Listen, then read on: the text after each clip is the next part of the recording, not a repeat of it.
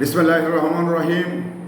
সংগ্রামী সকল ফেসবুক ভাই বোন বন্ধু, বাংলাদেশের বাইরে এই ভিডিওটি যারা দেখবেন, আমার পক্ষ থেকে জানাই সংগ্রামী সালাম, আসসালামু আলাইকুম। আজকে এত যে ঈদুল আজহার দিন, এত গরম, যেটা আসলেই ভাষায় প্রকাশ করা যাবে না। আমি ফ্যানের তলে বসে আছি, তারপরেও দেখতে পাচ্ছেন আমার ঘাম চুয়াচ্ছে। তো আল্লাহ পাক এটা মানুষের জন্য একটি পরীক্ষার জায়গা। এত কিছুর পরেও আল্লাহ পাক আমাদের মঙ্গলের জন্যেই ভাবছেন এবং মঙ্গলের জন্যেই করছেন। তো সেদিকেই আমাদের খেয়াল রাখতে হবে, আল্লাহ পাকের শুকরিয়া আদায় করতে হবে। আমরা সবাই আল্লাহ পাকের শুকরিয়া আদায় করি, আলহামদুলিল্লাহ। তো সংগ্রামী উপস্থিতি, আমার মোবাইল স্ক্রিনে দেখতে পাচ্ছেন এই যে আমগুলো রয়েছে, সে আমগুলো কিন্তু লকনা গাছ পাকনা আম, যাকে বলে গাছে পেকে থাকে। সেই আমগুলো সকালে ছোটানো হয়, ছোটানোর পরে এই আমগুলো কিন্তু বাজারে নিয়ে আসা হয়।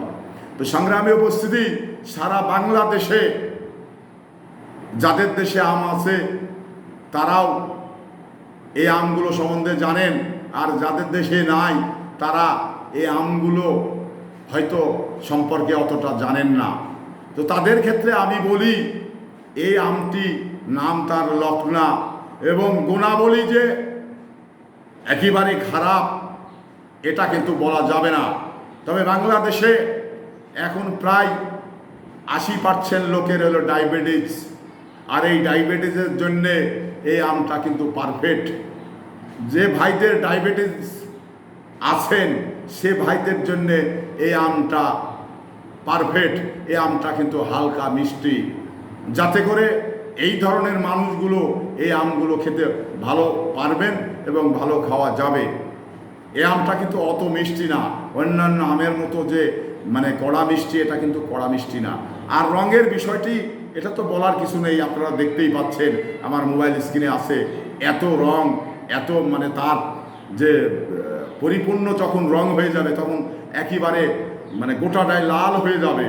তো সেই অবস্থায় এখন এই আমগুলো যারা অনেকেই আছেন যে আমার দেশের আমগুলো আসলে বছরের ফল খেতে হবে, যেমন আমার দেশে যে ফলটি নেই সেটা কিন্তু বাইরের থেকে আসার পরে আমরা আমাদের ফ্যামিলিদের সদস্যদের সবাইকে কিনে খাওয়ানোর চেষ্টা করি। তো যে দেশে আমগুলো নেই তারা কিন্তু এই আমগুলো কিনে বছরের ফল কিনে খাবার চেষ্টা করে। তো যে ভাইরা এই আমগুলো ফ্যামিলিদের খাওয়ানোর চেষ্টা করেন, সে ভাইদের ক্ষেত্রে আমি একটি কথা বলি, এই আমগুলো কিন্তু আসলেই যেটা এবারে পারফেক্ট আম, না মিষ্টি না টক, একেবারে হালকা মিষ্টি।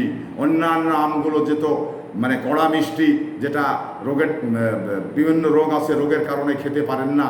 এই লকনা আমটা কিন্তু কোনো রোগের জন্য নিষেধাজ্ঞা নেই, কারণ বিশেষ করে ডায়াবেটিসের জন্য তো নিষেধাজ্ঞা নেই, কারণ ডায়াবেটিসের জন্যই কিন্তু মিষ্টি খাওয়াটা মানুষের নিষেধ হয়ে যায়।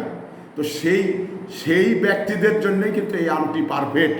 তো যারা এই আমগুলো কিনতে চান বা কিনবেন বা নেওয়ার জন্য চিন্তা ভাবনা করছেন, তারা এই আমগুলো কিনেন এবং খেয়ে ভালো লাগবে। গাছ পাকনা আম কিন্তু পর্যাপ্ত আম পাকার সময় হয়ে গেছে।